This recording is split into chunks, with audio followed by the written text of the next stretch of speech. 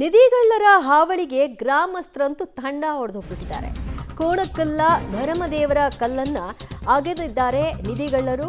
ಹಾನಗಲ್ನ ಮಲಗುಂದ ಗ್ರಾಮದಲ್ಲಿ ನಿಧಿಗಳ್ಳರ ಹಾವಳಿ ಹೆಚ್ಚಾಗಿದೆ. ಎಲ್ಲಂದ್ರೆ ಅಲ್ಲಿ ಬರ್ತಾರೆ, ನಿಧಿಗಾಗಿ ಭೂಮಿಯನ್ನ ಅಗಿತಾರೆ.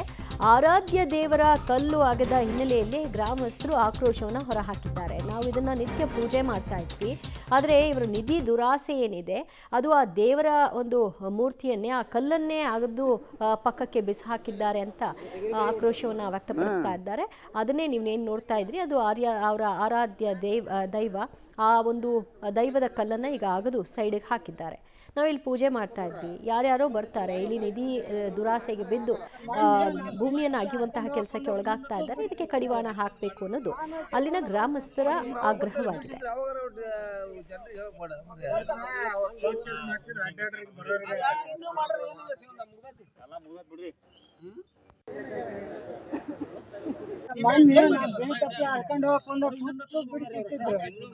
ನಾನು ಚೌಡಣ್ಣ ಬಂದೆ ಅಂತ ನಿಮ್ಗೆ ಅವಾಗ ಗೊತ್ತಲ್ಲ, ಬಿಡಿಸಿದ್ರೆ ಅವಾಗ ಜನರಿಗೆ ಹೇಳಕ್